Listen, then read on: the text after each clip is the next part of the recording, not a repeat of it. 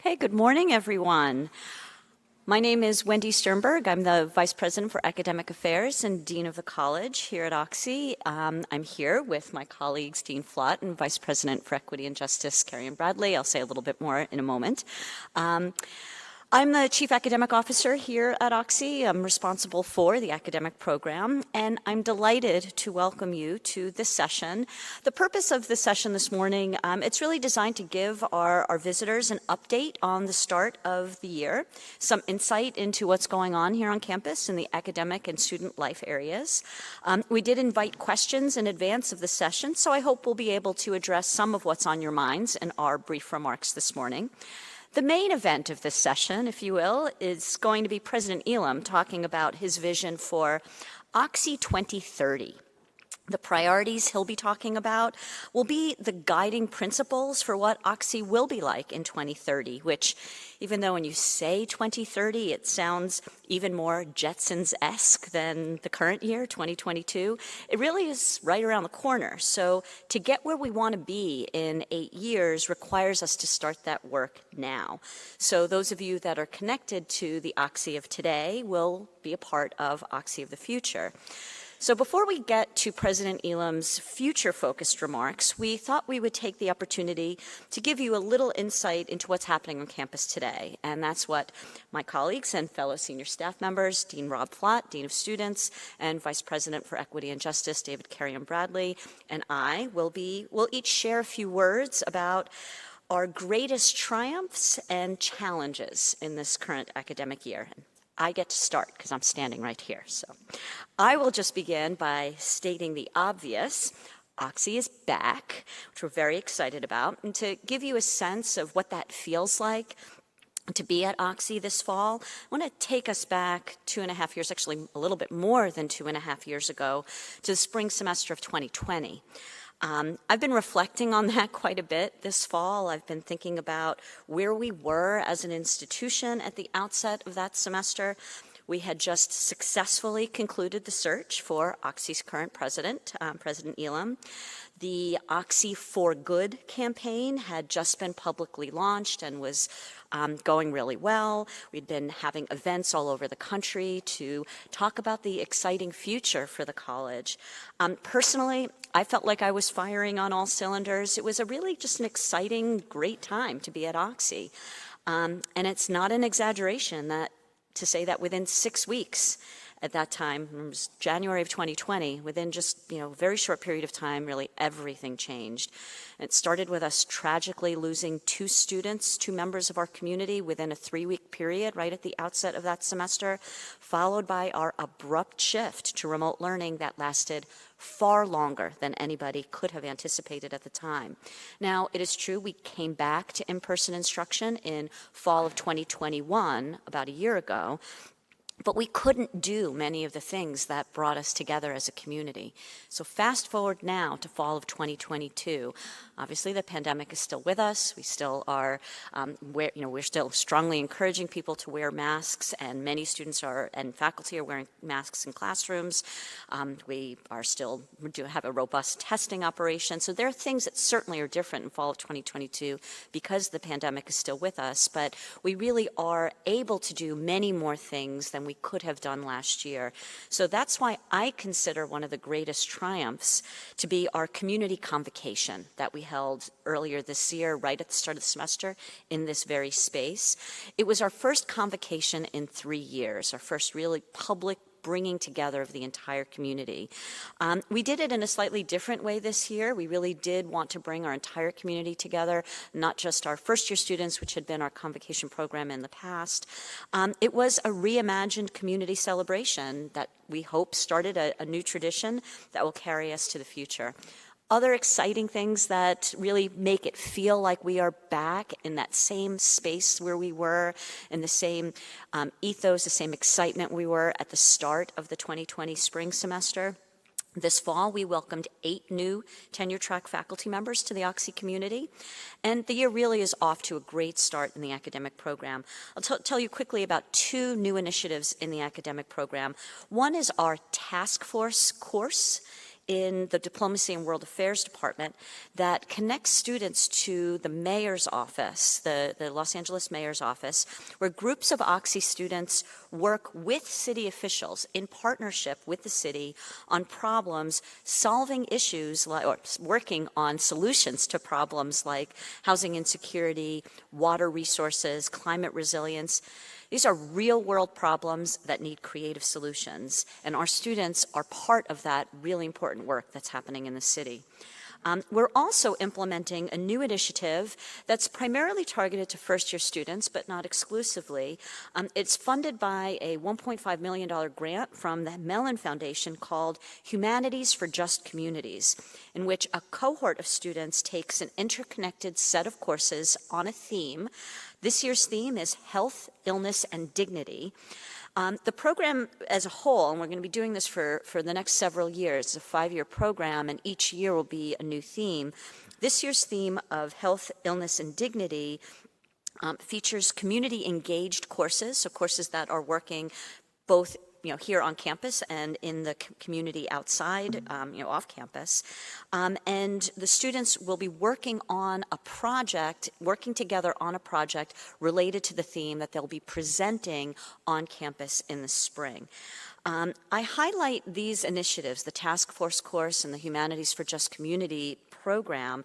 I highlight these as a triumph because I think these are great examples of what makes the Oxy academic experience so special. Taking issues of practical, ethical, and societal importance, examining them from multiple perspectives, engaging students in original and creative collaborative work. That is truly the Oxy way. That is really how the Oxy spirit embodies itself in the academic program. Now, as for challenges, I think for me, the biggest challenge that I see certainly for the academic program is battling burnout. Some of you may have come from the session on student mental health and some of those challenges. I think it's fair to say that we are all trying to do our best after what has been a really trying time. So we see it in our faculty and our students, and I think, as you'll hear from my colleagues, I think our culture of care and support is really what we're drawing on as a resource to help get us through these really challenging times. So those are my perspectives. I'm now going to turn to my colleagues, ask them to introduce themselves, say a few words about what they do, and share with you their greatest triumphs and challenges this academic year. Rob? Great. Thanks a lot, Wendy, and welcome, everyone. These little mic stands here are really nifty. This is really convenient. So thanks to you all tech folks for doing this. First world problems, right? I don't have to hold a mic in my hand all the time. So I'm Rob Flott, Vice President for Student Affairs and Dean of Students, my 5th year at the college. Quick audience participation, like 5 seconds. How many of you are family or parents of current first-year students? A lot. Okay. So y'all have heard from me before, all right? Probably during orientation and in other moments, but it's good to kind of take a poll to just know who's in the... So welcome. Thanks for coming to campus. The alumni and parent office has done a really great job of setting up a beautiful weekend, and it's really a lovely day. A little bit cloudy, but a lovely day. So I oversee most of the student experience, as you all mostly know, outside of the classroom. Most of student life, res life, campus safety, athletics, medical and counseling services, among others, right? So that's my primary role at the college. And as you heard me say in the Greek Bowl in August, it was going to be a great year. We're off to a great start. We are. I mean, every year has its ups and downs. We all know that from our own lives, but we're off to a really great start. I mean, echoing some of Wendy's sentiments, I mean, we're back in person. We were last year, but it feels more like whatever the new normal is going to be. I don't know that we'll ever get back to the normal that it was. Maybe we shouldn't, but it feels more normal when I talk to students, and I do all the time, whether it's having lunch in the marketplace, the cafeteria, or a cup of coffee on the quad or whatnot, and students are off to a good start, right? So I compliment our faculty and others for helping us, Res Life, for housing, for getting us off to a great start this year. From my perspective as your dean of students, your students' dean of students, they're off to a good start, right? I mean, there's transitions and adjustments, and not everything's perfect, but we really are off to a great start. So thanks for your support. to that end. And again, as a reminder, you've heard me say this, but I'm going to keep saying it. I'm the parent of an Oxy grad. My son graduated, my youngest son graduated last year. And so I bring that to bear when I think about the student experience at the college. And in terms of the triumphs, if you will, it's keeping students healthy. That's fundamentally my most important job as the Dean of Students at Occidental College, keeping your kids safe and ensuring that we have supports and resources in place to ensure their health and safety so that they can excel in the classroom, right? If my home is in discord, if I'm not healthy, I can't really do my job very well. It's no different for your students. If their homes, the residence hall, or their health is in jeopardy, they can't excel in the ways that we know that they can in the classroom. So we partner with academic affairs, and we have. And for those of you who were in the last session about mental health, I promise you, this is the honest to God truth, academic affairs and student affairs has a very unique partnership here. It's not unique in that we're doing necessarily all trailblazing things, probably some, but the fact that our relationship is just so good with the faculty that they rely on us, we rely on them to make sure that students are healthy and safe. So we continue to promote our culture of care. That's a real thing. It's not rhetoric. That matters. And we're trying to grow it, in fact, so that we are reinforcing that as a community. And some of the folks in the last session, the speakers were Greta over here and others who were there were just really eloquent in terms of how they talked about community caring for each other. That's what we aspire to be. That's what we're striving to be, and we're making steps in that direction. So that's been great. So we've kept students healthy, right? So triumph, if you will, success. We've also brought back in full force clubs and organizations, athletics, co-curricular engagement. I mean, we're a residential institution by design. That's not by accident. We want students to live and learn with each other and play with each other, get into Los Angeles with each other safely, right? Again, as a dad of a student, I'm like, son, be safe, have fun, but be safe. And I tell students that all the time, like, yeah, Dean Flatt, we know, right? So that's been important, and we've done that well. And our strategic planning process, you'll hear more about that in times ahead, will help us to even do more to build upon the really good things we're already doing. So stay tuned for more information there. The challenge, it's been mental health, right, for our students. And those of you that are paying attention to stuff would know that, in the world and in higher ed, mental health needs of students are growing. We have a very strong counseling center with 5 therapists. They're very diverse. They're all trauma-informed. We instituted this year a 24-hour mental health hotline. It's new, so that 24/7 students can call and talk to a person who can link them to our on-call services if the need be. So, we're on point. We're paying attention. We wake up at 2 in the morning if we need to. And if a student goes to the hospital, I told you all this before, you're going to get a phone call from that because we don't wait, say, come in the morning if there's that need. I wouldn't want my kid to have to wait until the morning if he was really struggling. So we're doing well on that. But mental health really it's tough.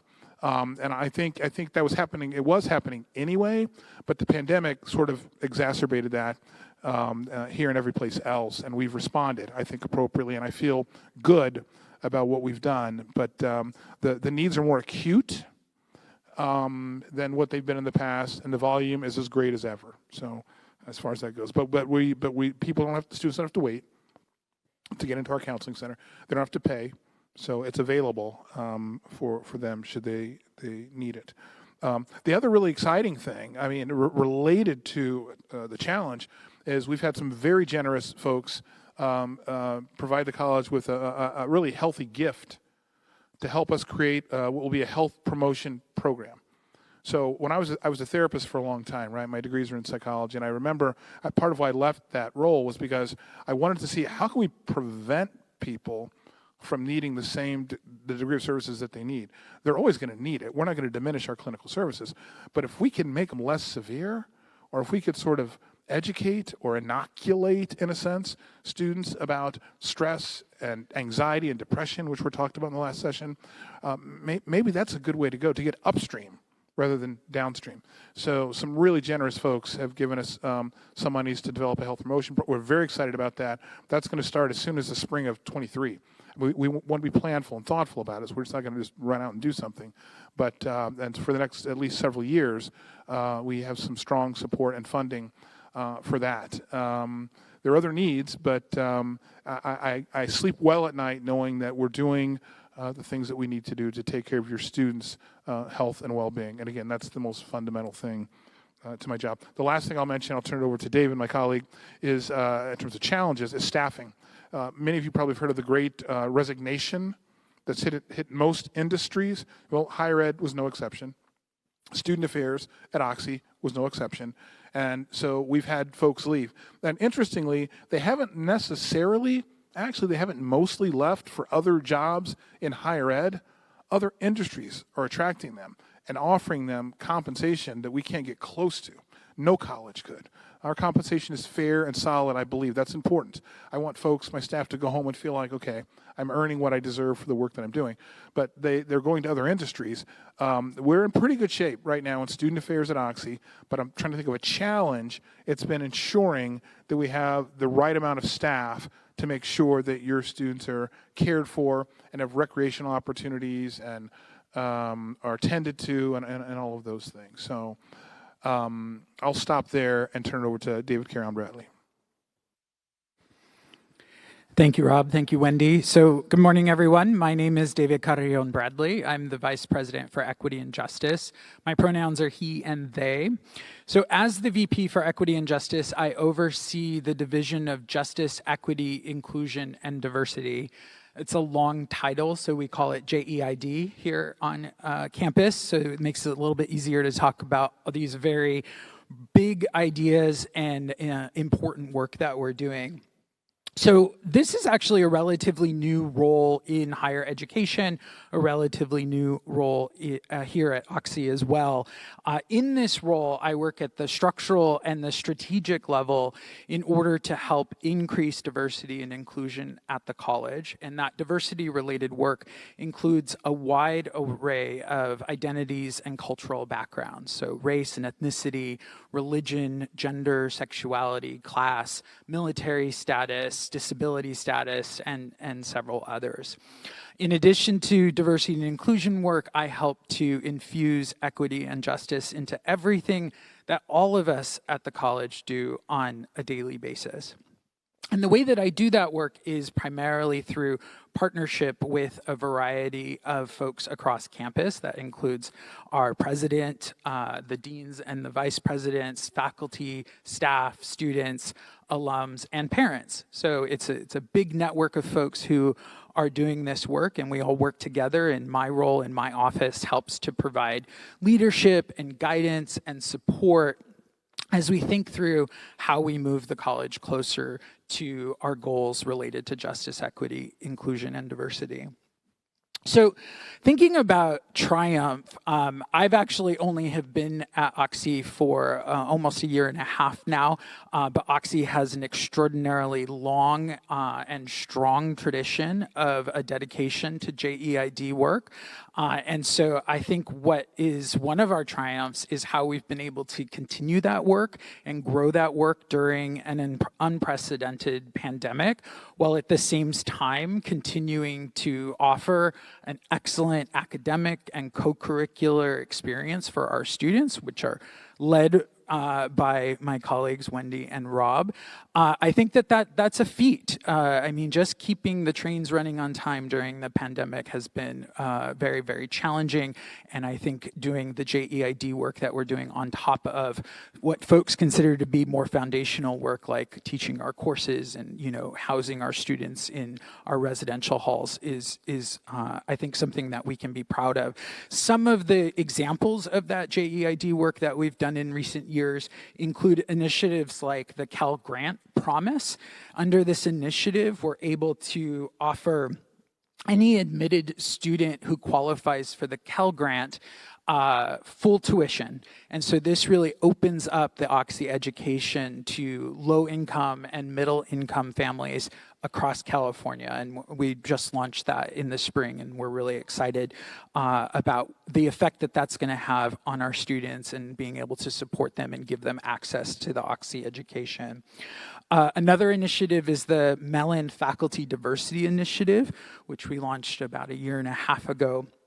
This is an initiative that's focused on increasing the diversity of our faculty through mechanisms such as cluster hiring and additional support and mentoring for our junior faculty when they come into the institution to help ensure that our students are experiencing a diverse faculty body with a wide range of perspectives.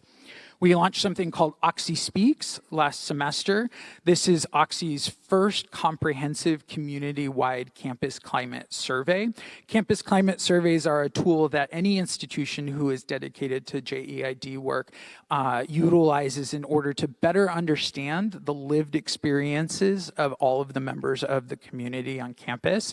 So we had students and faculty and staff participate in this survey, and were able to understand things like sense of belonging, rates of satisfaction, how folks interact with one another and with the college. And we were able to look at how those things are the same or change across different kinds of identities. And right now we're doing a deep dive on analyzing the data so that the kinds of initiatives we're doing across campus are data informed and really embedded in the lived experiences of our community.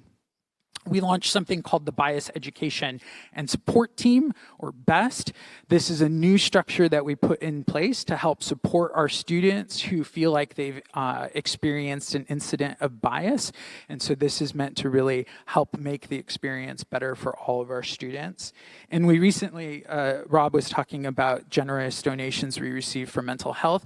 We also received a generous donation for JEID education, which has allowed us to hire a JEID education specialist who's focused on creating a professional development program for our faculty and staff to help better infuse the principles of equity and justice into the work that we do across campus so that we can better support our diverse student body.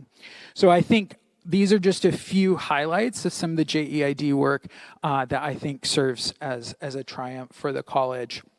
As far as challenges are concerned, I think I could probably list a few, certainly some of the ones that Wendy and Rob have talked about as well.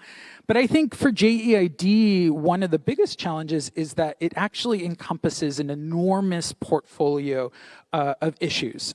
So I talked about some of the identities and cultural backgrounds that fit under the umbrella of JEID. In addition to that, when you combine all of those different identities with the different constituencies that we have to serve, that includes not just our students, but our faculty, our staff, our alums, even local community members. The work feels very, very big and sometimes feels like a Herculean task. And then not to mention that we're living in a national and global context that tends to be deeply polarized, and it adds a lot of tension to this work. So those are challenges that we're meeting and trying to overcome. Some of the ways that we are addressing that challenge is through things like the culture of care, building community. The fact that we're able to be back on campus and meet in person is really making a huge difference with this work, where this work is relational. We have to be in each other's spaces and connect with one another and our humanity in order to do this work. And so we're able to meet that challenge in that way, for example. Also, I think that we are really focused on providing everyone in the community, but particularly our students, the skills necessary to do things like dialogue across difference and connect with one another across difference. That's an important part of the ethos of Occidental. And in general, we try to empower everyone, particularly our students, with the ability to affect change within their spheres of influence. And that happens in the classroom, in our residence halls, and through all of the different kinds of programming that we offer across the campus. So there are challenges, but we're meeting them. And I think part of the way that we're meeting them is through the Oxy Promise. So I'm going to hand it back over to Wendy. What a great segue there, David. Thank you. All right. Well, we're clearly the warm up, right? We're the opening act, but now the main event. So it is my great pleasure to introduce Occidental President Dr. Harry J. Elam, Jr. President Elam came to Occidental 2 years ago from Stanford, where for a decade he served as Vice Provost for Undergraduate Education, responsible for nearly all undergraduate policies and programs. As a teacher, he is understandably proud that he was awarded 6 different teaching awards during his 30-year career at Stanford. President Elam is also one of the foremost scholars of American theater generally and African American theater specifically, and is an award-winning professional theater director. A graduate of Harvard, he earned his doctorate in the dramatic arts at UC Berkeley. In his 2 years at Occidental, Dr. Elam has helped guide Oxy through a global pandemic, brought to successful conclusion and launched an integrated strategic planning process to create a vision for Oxy's next decade, and has concluded what it is already the most successful comprehensive campaign in the college's history. Ladies and gentlemen, President Elam.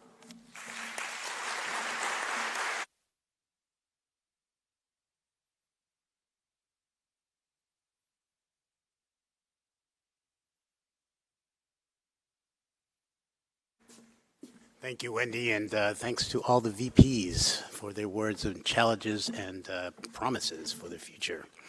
And that's what I'm going to speak to you about today, the promise for the future. First off, it looks great to see you all out here, but you're all sitting down and whatever. So I'll say good morning, and you'll say back a howdy, good morning, and energy will flow. Good morning. Good morning. I feel better. In the 2 most recent years, the shape of our college, our nation, and world have, to a significant extent, been defined and delimited by the COVID pandemic. And yet, while erecting tents and testing centers, designing vaccine protocols, and determining mask mandates, we have functioned both proactively and reactively to reaffirm our values and reinforce our mission. Even as the virus demanded we attend to issues on campus safety and well-being, we have maintained our commitment to creating and maintaining a dynamic learning environment. With urgency, goodwill, and timely efforts, we have sought to address the dangers of COVID-19 and its variants and still teach class, still attend class, still mentor, still preserve the past, still challenge the status quo. The crisis has not been without opportunity. As we will hopefully arise from the constraints and dictates of the virus as an institution, I believe we are all the more self-aware, all the more confident, all the more resolved to reach our fullest potential. By any measure, this is a critical juncture in higher education more generally, and in Occidental's history more specifically. Now is a time not only to assess where we are, but to forecast where we hope to be as a college in 5 years, in 7 years, by the year, as Wendy suggested, 2030. From the outset of my tenure at Occidental, for that matter, even before, during the interview process, I have been asked just this: what is my vision for Oxy's future? As expressed in my inauguration speech, my ideas to date have and will continue to resonate around these 4 significant and intersecting themes: new harmonies, the bringing together of established traditions and fresh new perspectives, an LA compact that asks what our location can do for Oxy and what our small liberal arts college can do for LA, equity and justice, creating an equitable environment in which all can thrive, and a practical and impactful liberal arts experience that speaks to the needs of students today and prepares them to make a difference in our complex world. My vision and our current integrated strategic plan will feature these themes, but also it recognizes that this is a collaborative and collective project informed by the concerns and dreams of faculty, staff, students, parents, alumni, and trustees, as well as the economic, social, and cultural context in which we live and work. Consequently, My vision is a collaborative one, a product of thinking that is both bottom up and top down. Visioning, as you all know, is about seeing. And we want to see our need or to see or envision how our immediate ambitions can connect with the goals for our long-term future.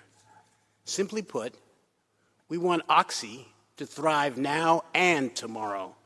We need the school to be fiscally healthy as we strive to be recognized as a national leader in liberal arts education. Currently, we lay the groundwork for that ascension. Fundamentally, this collective vision and integrated strategic plan, which I am calling the Occidental Promise, sets out to make the school by 2030 the principal destination for urban liberal arts. The Occidental Promise. The Occidental Promise then points to the college's distinctiveness as well as its exciting potential.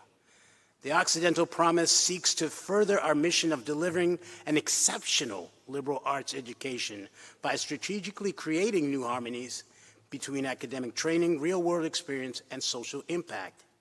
In constructing the Oxy Promise, we will identify our strengths, uphold our values, foreground our mission, as well as determine forward-minded initiatives that elevate the college and enable it to prosper. This promise extends to the entire Oxy community and potentially beyond. We promise our students an Occidental educational experience that is holistic in that it encompasses the whole student and challenges that it pushes them to think critically, to work collaboratively, to ask questions purposefully, to solve rigorous problems confidently. We promise parents that we will prepare our students for and launch them into fulfilling lives of impact. We also promise our students an exceptional and devoted faculty, and our faculty exceptional and devoted students. We promise our faculty an environment conducive to their best work in both research and pedagogy. Achieving this goal will require an appreciation of and solutions to workload issues, work-life balance, and suitable compensation. For our staff, we'll ensure a work atmosphere that encourages community within an institution that values their work, provides them with the best benefits, affords them opportunities for professional development on a beautiful campus for which they feel ownership. For our alumni, we will offer an image of pride, not only in what Oxy has been, but where the school is going. We will offer alumni an opportunity to engage with the Occidental College of today and to help build the Occidental College of tomorrow. Perhaps most importantly, the Occidental Promise foregrounds our determination to contribute not just to the present, but to the future of the college.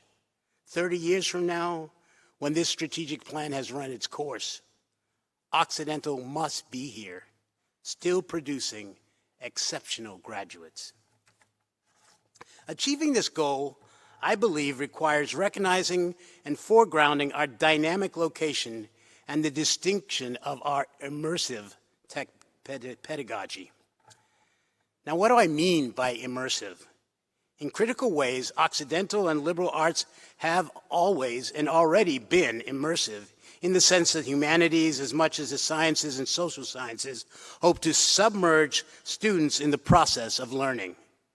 The liberal arts at Occidental have also involved translating classroom lessons into real-world experience. Oxy has offered immersive programs in which students become deeply embedded in understanding a particular issue by taking a semester in which all of their courses include the same cohort of professors and students all taking and setting a sense of interconnected and interdisciplinary courses. For example, there was an immigration semester and a California environment semester. These unique contexts for immersion that we at Oxy have initiated, championed, and offered, I hope to expand. Immersive liberal arts entail intentionally engaging hands-on practice and collaborative project-based work. It involves professional development, working together with experiential learning, critical thinking, and critical problem-solving skills, connecting with and learning through civic engagement. These conjunctions enable students to participate all the more fully, not just in our curriculum, but actually in our democracy. Under our immersive liberal arts, public-facing, civically engaged learning will emerge through fresh partnerships with industry, arts, philanthropy, government entities, and community organizations. And here, I think, is an important sort of value proposition that we have.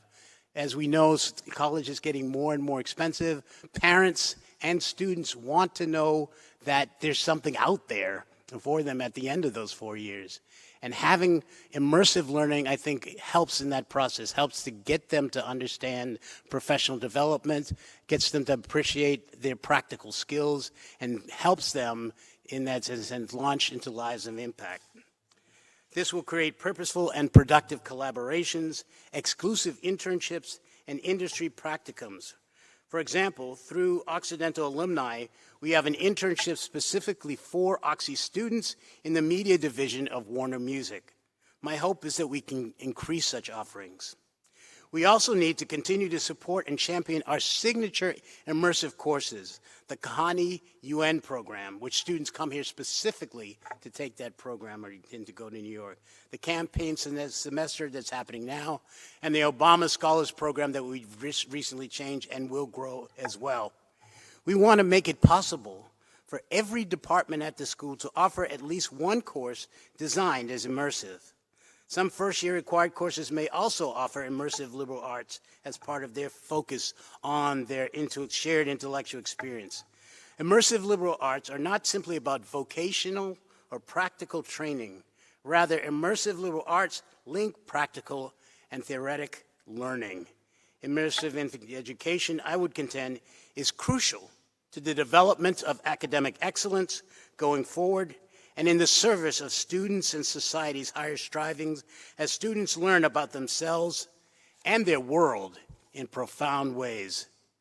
This move to further emphasize immersive liberal arts, I would argue, both honors and reimagines the liberal arts in ways that speak directly to the needs of our current and future students and to a changing world that they face today and will encounter in the future. Now, in addition to the concept of immersive, putting the prefix urban in front of liberal arts reflects on our location in the vibrant, dynamic, global city of Los Angeles. Now, a quick show of hands, alumni. Anybody who came, one of the reasons they came to Oxy was because it was in LA. That's parents.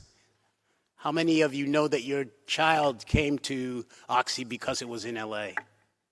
Yeah, that's the power in both cases of this case.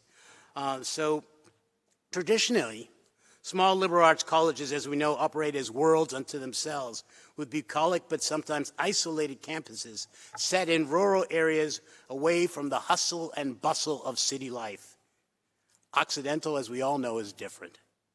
Our urban environment, with its permeable boundaries, its spectacular views of the City of Angels spreading out before you, its gates that open onto the teeming real world and complicates the very idea of what constitutes a liberal art experience.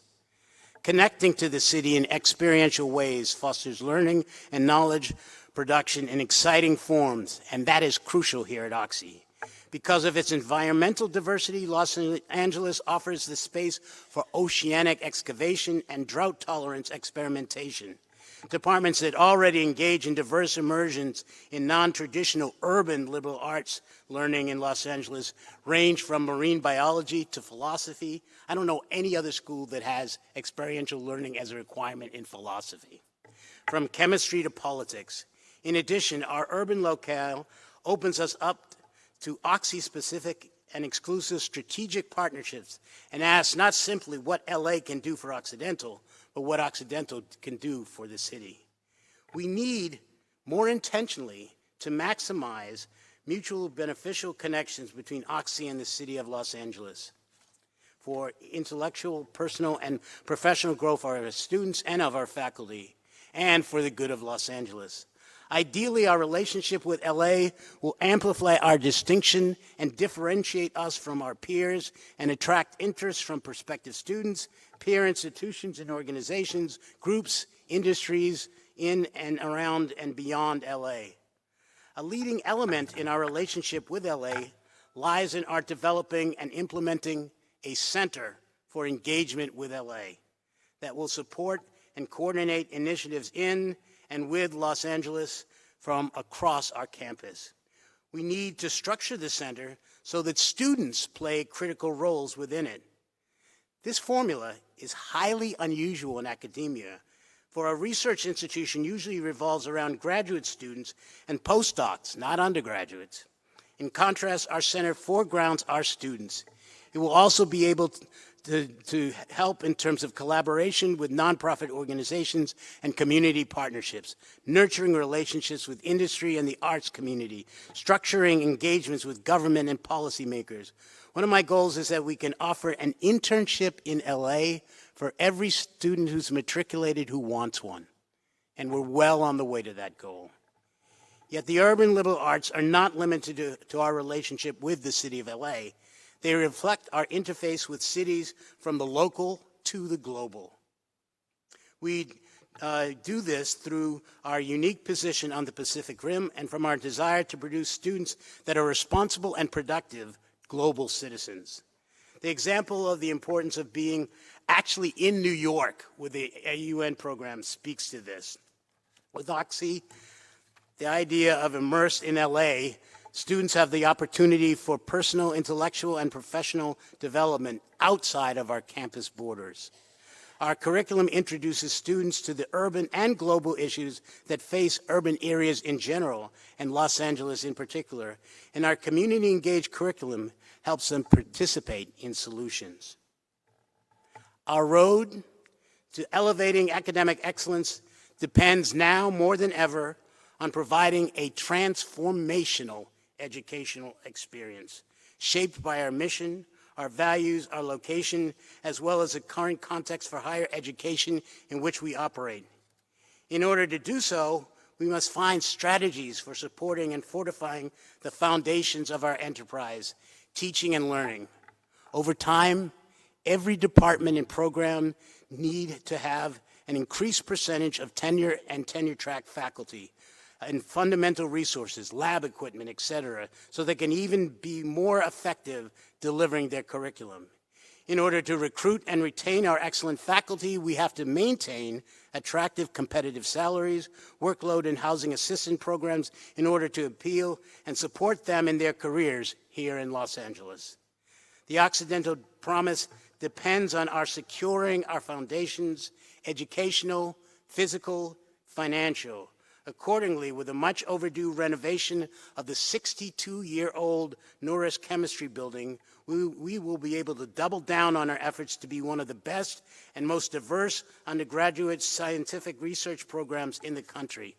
And that idea of a diverse scientific program, I have to tell you this story that one alumna told me. She was struggling in chemistry. And chemistry, as you probably know, in terms of the sciences, doctor sitting there, I know you know, is often a gate rather than a gateway. Well, here it's been a gateway because of professors concerned with their students. Well, in this particular case, the student was suffering. She was suffering, and she went for the professor, and he helped her and worked with her and tutored her. And he said to her, you know, you're having similar concerns as this young man I had in class last year. You should go meet and work with him. So she took his advice. She met him, and she also married him.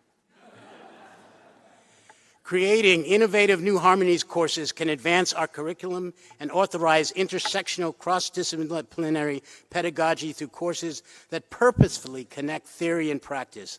Co-locating, and this is something we hope to do, computer science and media arts and cultures, MAC, two of our fastest growing majors, together in a new innovative shared space can function as an important part of this plan. Developing oxypreneurship as a co-curricular activity. You got that, putting oxy and entrepreneurship together? I didn't create it, but I'm going to use it. Emphasizes within the framework, new ways of thinking for our students, but teaches the frameworks of entrepreneurship with a uniquely Oxy emphasis on critical thinking, serving public good, and opportunities to apply those frameworks expansively in computer science and technology, social justice, and the arts. Executing on the arts, a strategy that will establish Occidental as one of the best places in the country to study the business of art and art with a liberal arts approach. Still, with our fiscal realities, we know that we cannot do everything. And in fact, we don't want to. And some of the exciting plans that arise from this vision may have to wait. The Occidental promise will necessitate identifying and actually accentuating what I am calling sites of emphasis, academic areas that require specific resources to fulfill catalytic potential. Supporting these sites will not only strengthen and bring recognition to those particular programs, but to the college as a whole. These sites of emphasis speak to our immediate priorities and our near goals. And as we know, priorities and points of emphasis will change over time. The arts represent now an important site of emphasis that crosses every other strategic pillar in our strategic planning. Accentuating and developing the arts through partnerships with LA arts, organizations, artists, museums, arts industry, we have the opportunity to be a primary destination for students interested in arts in the liberal arts context. We have the location, the faculty, and eventually the facilities to make this vision a reality. Music production, as I talked about earlier, has been recognized as one of the best in the country. Renovating music spaces in Thorne, constructing a home for CSN Mac, as I mentioned before, are priorities that will help to define and grow the visibility and strengthen Occidental as a whole. We must equally emphasize scientific thinking and learning. Bringing research, teaching, and learning together is fundamental to what we do here. And I've got to say, seeing our professors in the sciences, they do things that just don't happen elsewhere in terms of what they've awarded grants and foundation, and also how they work with students. And the opportunity for our students to learn and grow in this environment is just incredible. The Occidental Promise asks, what kind of college do we want to be?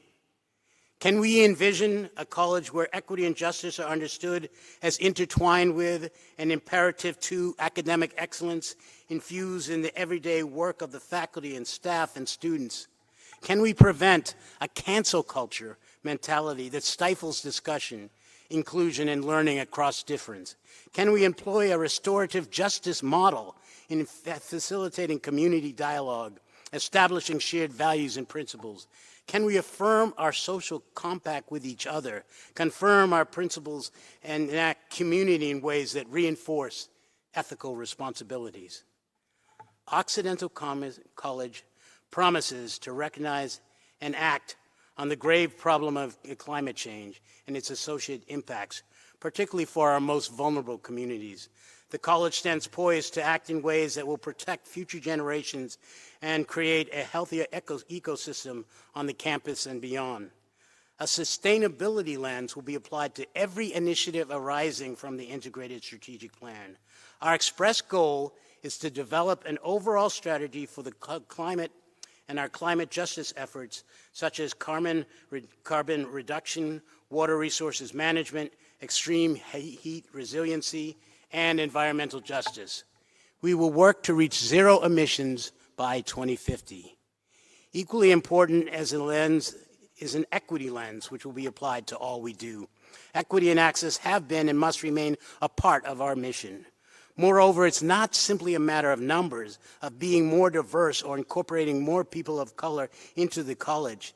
It is about understanding JEID as an intellectual project critical to the excellence and survival of the school. We must be an institution where every student, faculty member, staff member experiences the sense of belonging that ensures that they can thrive. We move forward with the recognition that liberal arts today require both reimagination and reaffirmation, that today's complex powers need integrated, collaborative solution, that social and humanistic inquiry are absolutely necessary for technological innovation if it is to be designed with ethics at its core. Building on our strengths and leveraging our history, Occidental will do more than simply address change. We will define our own singular direction, and in so doing, lead change. In this century and certainty of uncertainty, Occidental will continue to grow as an institution. Now, for years, we've heard folks say, or perhaps you've even said it yourself, that Oxy, due to our financial restrictions, is battling above its weight class in maintaining its stellar commitment to a diverse and excellent student body and to an exceptional holistic student experience. Now, to be sure, we've been able to do much with little. Now, don't get me wrong, I'm certainly not going to turn down a $1 billion endowment. But even without it, I believe this will be Oxy's time. I believe in this vision, in us, in our ability to go the distance, to use another boxing reference. I have witnessed the faculty's ingenuity and their love of teaching. I have observed the staff's hard work and commitment to the campus and pride of ownership. I've seen our students' passion for learning and their determination to make this school and this world better. And I have seen all the love that our alumni have for this place. And so, I am confident, you could say, I even promise, that this is and will be Occidental's time. Thank you.